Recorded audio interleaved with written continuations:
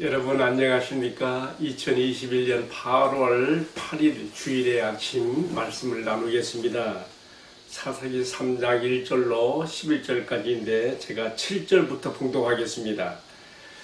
이스라엘 자손이 여호와의 목전에 악을 행하여 자기들의 하나님 여호와를 잊어버리고 바알들과 아세라들을 섬긴지라.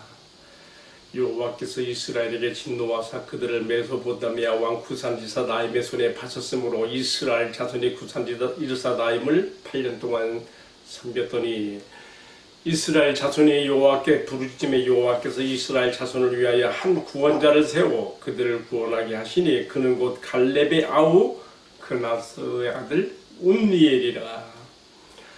여호와의 영이 그에게 임하셨으므로 그가 이스라엘의 사사가 되어 나가서 싸울 때에 여호와께서 메소포타미아 왕 구산지사다임을 그의 손에 넘겨주심에 운니엘의 손이 구산지사다임을 이기니라. 그 땅이 평온한 지 40년에 그나스의 아들 운니엘이 죽었더라. 아멘. 오늘 방금 읽어드린 본문의 말씀을 중심으로 해서 크게 두 가지 말씀을 함께 생각해 봅니다. 첫 번째로는요, 이스라엘에게 교육적 징계를 위해 사용되는 가나안족들에 대해서 생각해 봅니다. 가장 큰 제목으로는요, 내 안에 가나안족을 물리치는 길, 승리하는 신앙생활의 비결, 이렇게 생각해 볼 수도 있겠죠.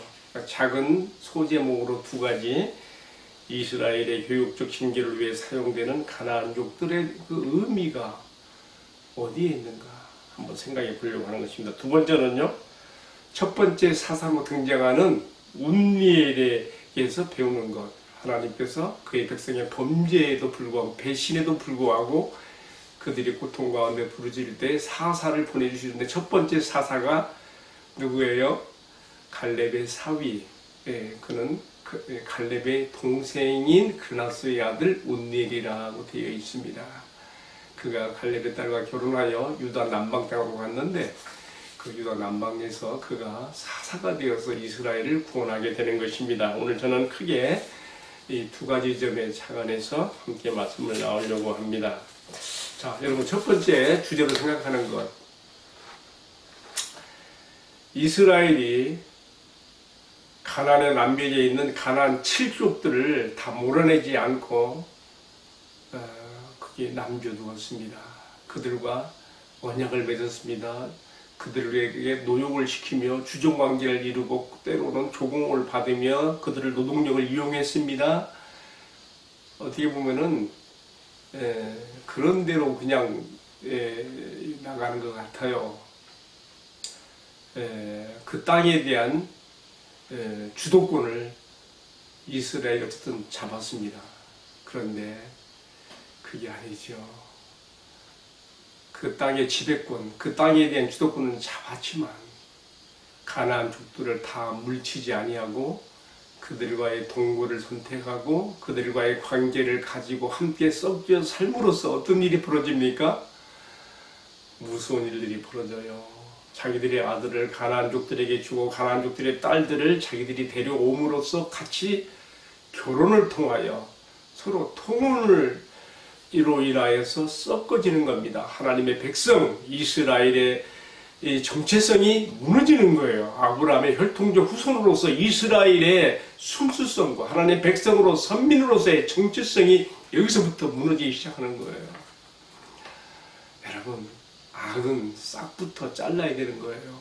그렇게 되지 아니하므로 지금 이스라엘에게 큰 고통이 옵니다. 어떤 일이 벌어집니까? 그래서 그들이 가나안족들의 우상을 따라가고 음란하듯 그들의 신들을 섬기면서 그들의 문화에 젖어 들어가면서 완전히 그들도 함께 타락해버리는 길로 가는 것이죠. 하나님을 배신하고 하나님을 버리고 가나안족들의 신인 바알과 아세라를 따라가게 되는 것이고 가나안족들과 동일화돼 버리는 그런 결과로 나가는 것이죠. 하나님께서 어떻게 하셨습니까? 그동안 이스라엘에게 노역관계가 되었던 주종관계를 이루었던 가나안족들이 이번에는 거꾸로 이스라엘을 압제하고 그들에게 고통을 가하며 그들에게 공세를 받으며 그들의 노역을 이용하며 완전히 이거 보고 뭐라 그래요?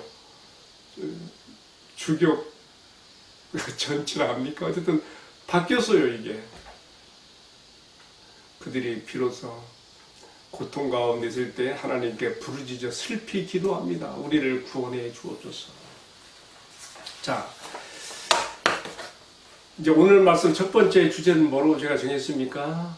하나님께서 가나안 7족을 그 땅에 남겨두신 이유가 뭐냐는 것이죠. 다시 말하면 본래는 다 쫓아내는 것이 하나님의 뜻이었어요. 그러나 그렇게 하지 아니함으로써 그렇게 하지 아니하고 그들의 노동력을 이용하며 주종관계를 맺은 그 정도 선에서만도 사실은 그 땅의 지배권과 주도권을 가지고 나갈 수가 있었어요. 그렇지만 서로 섞이는 결혼을 통해서 무너졌다 그랬죠. 여러분, 결혼이라는 게 참 무섭습니다. 두 문화가 함께 충돌되는 게 아니라 함께 혼합되어져서 이 강성 문화 쪽으로 섞여져 버리는데, 아무래도 이 육체의 죄악을 추구하는 가나안족들의 그 자극적 향락적 문화에 이스라엘이 젖어 들어가 버린 것이죠. 그래서 하나님께서 이제 말씀하십니다. 너희들이 나를 배신하고 나를 버리고 가나안족의 신들을 따라가니 그래 좋다. 나도 더 이상 이 가나안족들을 너희에게서 쫓아내지 않을 것이며 내가 그들을 통해서 이 땅에 남아있는 가나안족들을 통해서 내가 너희들의 순종과 불순종을 시험하는 시금석으로 삼을 것이다.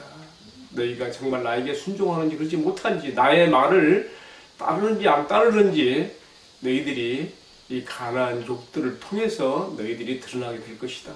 그리고 이들을 통해서 너희가 이 가나안 땅에 처음 정복 전쟁을 알지 못하는 후세대들에게 너희에게 전쟁의 교훈을 가르침을 줄 것이다 라고 하나님께서 말씀하시게 되는 것입니다. 여러분, 이 이야기를요 가나안 땅에 들어왔던 이스라엘에게만 적용하면 우리에게 무슨 의미가 있습니까? 아무 의미가 없지요.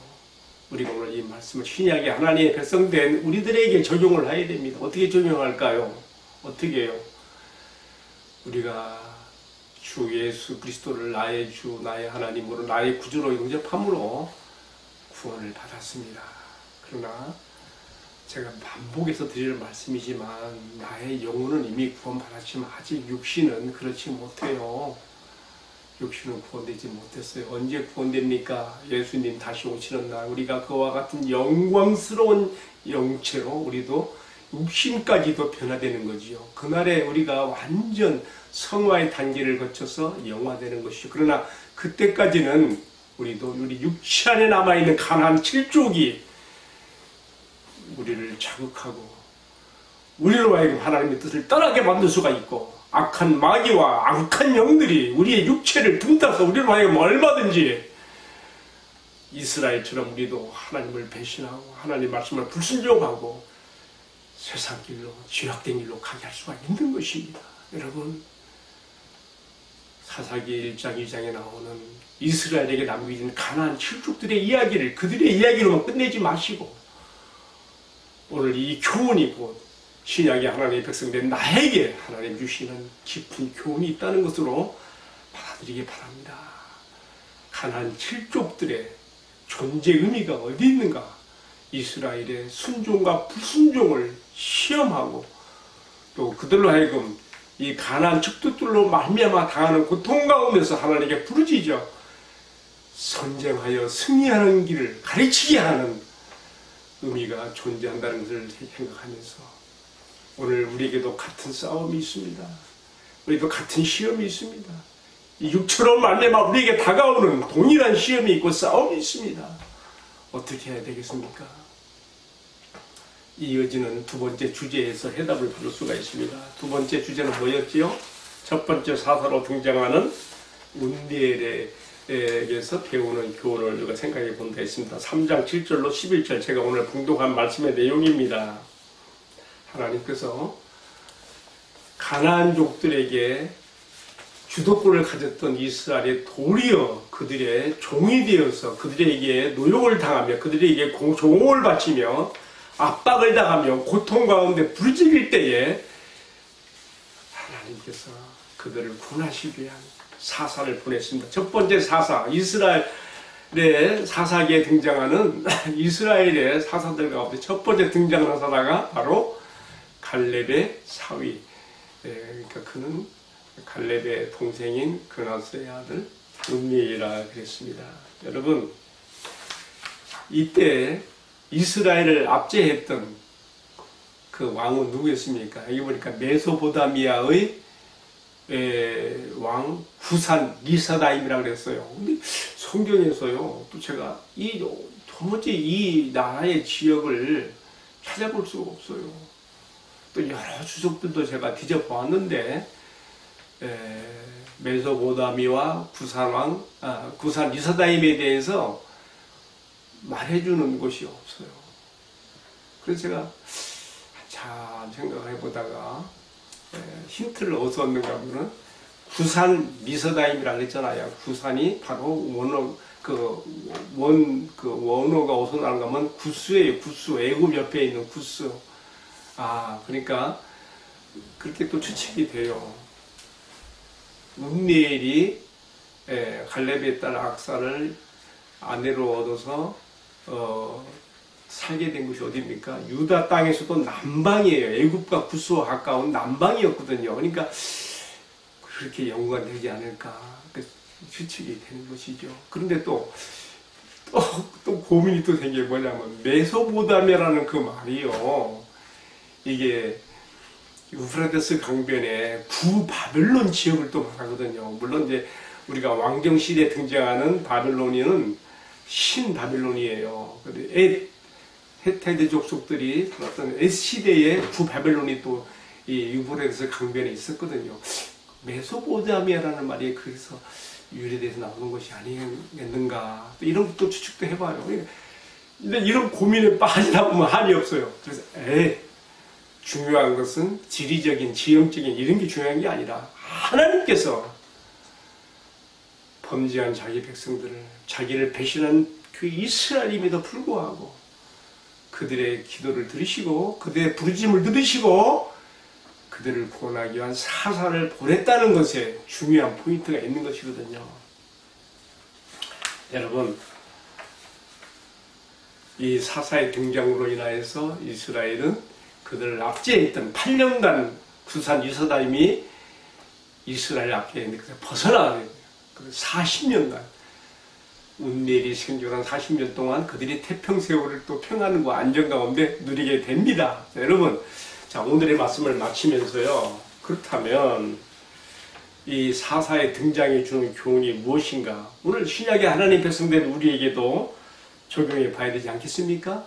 여러분, 무엇이겠습니까? 제가 복잡한 설명을 다 빼고요. 간단하게 이야기한다면은 결국 하나님의 백성들이 구원을 받았지만 육신에 남아있는 가난 7족으로 우리가 상징될 수 있는 육체의 재성과 약함을 가지고 있거든요. 우리가 얼마든지 하나님보다 마귀와 악한 영들을 우리가 선택할 수 있는 그러한 여지가 우리 육체 때문에 있어요. 육체 자체가 죄악 덩어리는 아니에요. 그렇지만 이 육체가 하나님의 도구가 될 수도 있고 마귀의 도구도 될 수 있는 이중성을 가지고 있어요. 제가 말할 때 육신이라는 것은 옛사람의 성향을 따라가는 바로 그 육신을 제가 여기서 지금 말하고 있습니다. 여러분, 어떻게 해야 되겠습니까? 저도 그렇고 여러분도 그렇고 육신이 약해서 우리 얼마나 가슴 치며 기도할 때가 막 그런 건 다 여러분 우리가 핑계로 둘 수가 없습니다. 하나님께서는 우리에게 얼마든지 이스라엘 사사들을 통하여서 그들의 압제에서 해방되어지고 자유와 평화를 누리게 된 것처럼 우리에게도 그 길을 열어놓으셨습니다. 그게 뭡니까? 여러분, 사사들에게 임했던 것이 뭡니까? 사사들의 힘의 원천이 어디서 나왔습니까? 바로 주의 영이 임하였네. 주의 영. 주의 영은 곧 뭡니까? 예수의 영이시며 성령님, 바로 이 성령님께서 우리 안에 계신 거 아니겠습니까? 예수님께서 승천하시기 전에 내가 떠나겠지만 너희를 고아와 같이 버리지 아니하리라. 어떻게 다시 오신다고 했습니까? 그의 영으로, 성령으로 다시 우리에게 오실 것을 말씀하신 것입니다. 우리가 예수를 믿을 때 그냥 믿어진 게 아니에요. 하나님의 택함을 받은 성도들에게, 백성들에게 하나님께서 그의 성령을 통하여 우리를 깨닫게 하시고 거듭나게 하신 것입니다. 예수 십자가의 죽으심이 나의 죄를 위한 것이었다는 것을 깨닫게 하시고 성령을 선물로 내주하게 하시며, 성령님은 나를 영원히 떠나지 아니하시고 내 안에 함께 계십니다. 근데 우리가 이 성령님의 권능과 힘을 우리가 이용할 줄 알아야 돼요. 이 성령님의 능력을 우리가 힘입을 줄 알아야 돼요. 내 힘으로 신앙생활 하는 것처럼 어리석고, 내 힘으로 내가 하나님 앞에 바르게 살아보려고 애쓰는 것처럼 어리석은 것이 없습니다. 왜요? 내 육신에는 선한 것이 조금도 거하지 않습니다. 여러분, 내가 정말 내 몸으로 하나님께 영광을 돌리며 승리하는 신앙생활이 되기 위해서는 내 안에 함께 계시며 영원히 떠나지 아니하시며 나를 돕는 보혜사시며 나의 위로자시며 나에게 진리를 밝히 알게 하시고 이끌어주시며 말씀과 더불어 역사하시는 이 성령님을 우리가 의지하여 힘차게 나가야 되는 것입니다.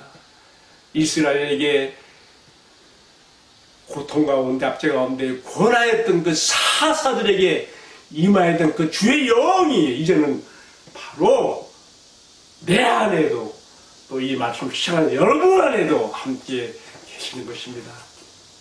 여러분, 로마서 8장을 거듭해서 읽으시면서 로마서 8장이 말해주고 있는 성령을 의지하여, 성령님의 권능과 힘을 의지하여 죄와 사망의 법에서 해방을 얻고 승리하는 신앙생활의 비결이 무엇인지를 붙잡으시기 바랍니다. 특별히 로마서 8장 12절로 14절까지 말씀을 한번 여러분 잘 정독하시고 붙잡기 바랍니다.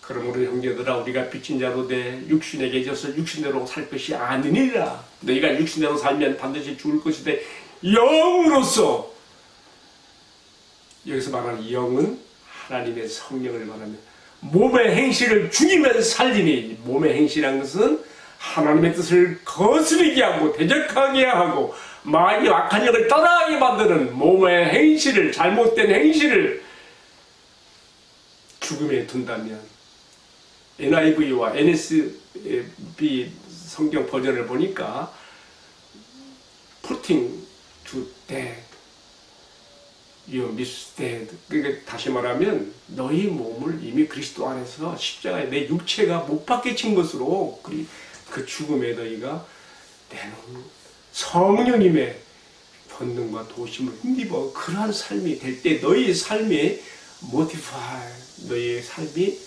잘못된 것에서 수정되어지고 의의 길을, 바른 길을, 승리의 길을 갈 수 있다고 가르쳐주고 있는 것입니다. 제가 오늘 말씀을 마무리하면서요,